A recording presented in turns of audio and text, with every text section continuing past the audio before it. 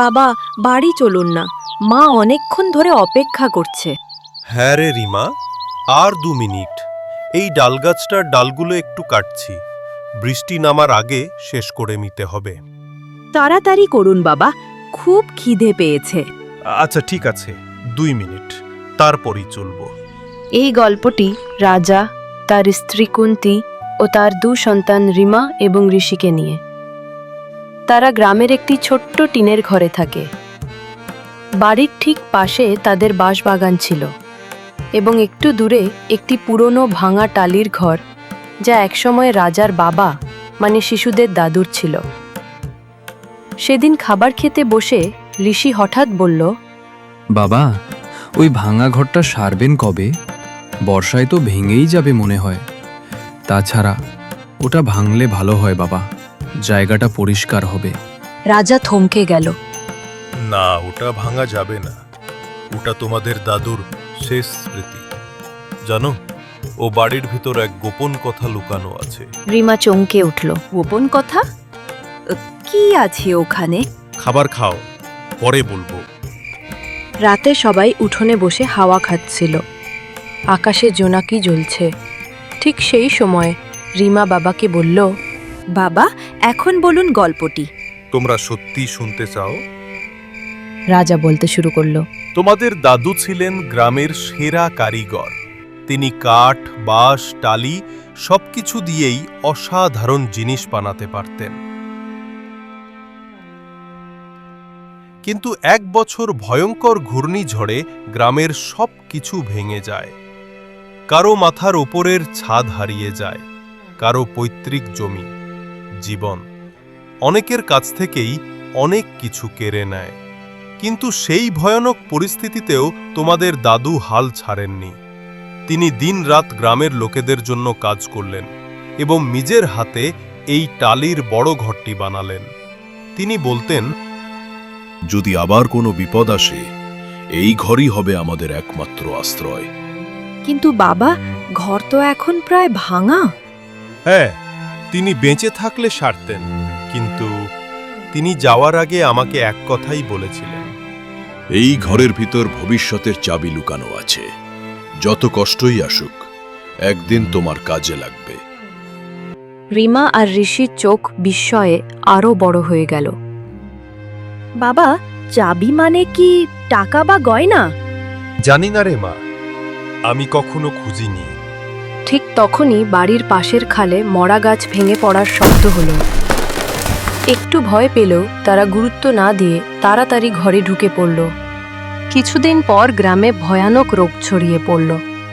গ্রামে রোগটি ছড়িয়ে পড়ার মূল কারণ ছিল কয়েক সপ্তাহ ধরে চলা অসময়ের বৃষ্টি ও জলবন্দি অবস্থা। দূষিত খালের পানি দ্রুত নোংরা হয়ে যায়, আর সেই পানি মানুষজন ব্যবহার করতে বাধ্য হয়েছিল। ফলে রোগটি এক ঘর থেকে আরেক ঘরে ছড়িয়ে পড়ে, আর অল্প সময়ে পুরো গ্রাম আক্রান্ত হয়ে যায়। রাজাও একই দূষিত পানি ব্যবহারের কারণে অসুস্থ হয়ে পড়েন। রিমা, ঋষি এবং তাদের মা খুব চিন্তিত হয়ে পড়ল, কারণ রাজাই ছিল সংসার চালানোর একমাত্র মানুষ। মা, বাবাকে শহরে নিয়ে যেতে হবে। টাকা নেই রে বাপ, এখন কি করব? মা, আমি মহাজনের কাছে যাব। মা সঙ্গে সঙ্গে সাবধান করল, না, সে খুব চালাক মানুষ, খুব সাবধানে কথা বলবি, বুঝলি? ঋষি মাথা নেড়ে বেরিয়ে গেল মহাজন হরিদাসের বাড়ির দিকে। বাড়িটার সামনে পৌঁছে তার বুক ধড়ফড় করতে লাগলো। হরিদাসের আচরণ নিয়ে গ্রামের সবারই ভয় ছিল। সে হরিদাসের সামনে গেল। তাকে দেখে হরিদাস হাসি দিয়ে বলল, ধার চাইছো? জামানত? আমাদের বাঁশবাগান। ঠিক আছে, দলিল আর কাগজ দে। ঋষির মন ভেঙে গেল, কিন্তু বাবাকে বাঁচাতে কাগজপত্র দিয়ে সে টাকা নিল। পরের দিন সকাল হতেই তারা তাদের বাবাকে নিয়ে শহরের রাজুয়া চিকিৎসালয়ে ভর্তি করালো।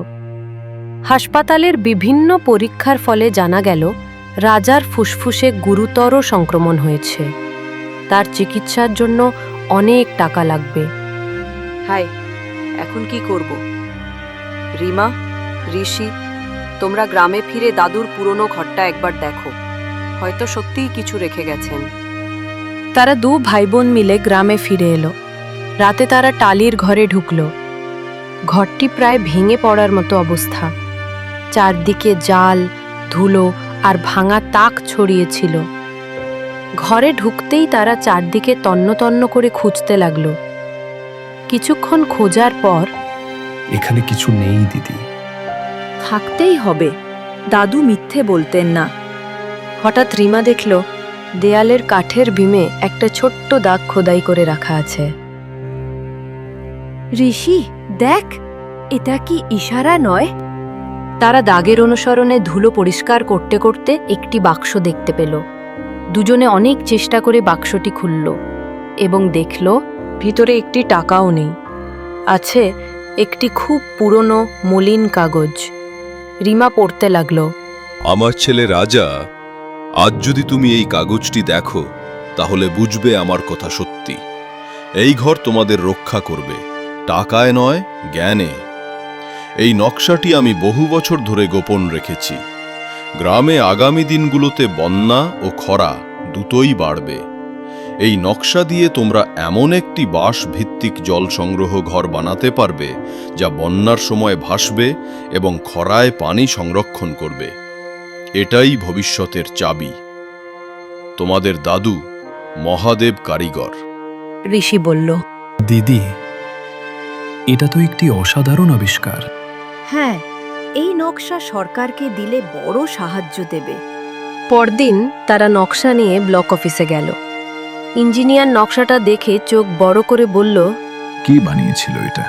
10 বছর আগেই এটা থাকলে অর্ধেক গ্রাম বেঁচে যেত। সরকার নকশার কপিরাইট কিনল এবং তাদের দিল 3 লাখ টাকা। সেই টাকা দিয়ে রাজার পুরো চিকিৎসা হলো।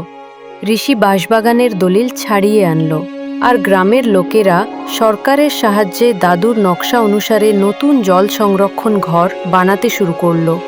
রাজা সুস্থ হয়ে ফিরে এসে বলল, তোমাদের দাদু বলেছিলেন ভবিষ্যতের চাবি লুকানো আছে। সত্যিই তাই।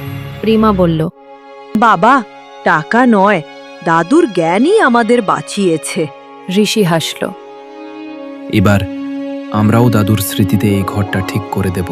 গল্পের নৈতিকতা: ধন সম্পদ নয়, জ্ঞানই সত্যিকারের উত্তরাধিকার।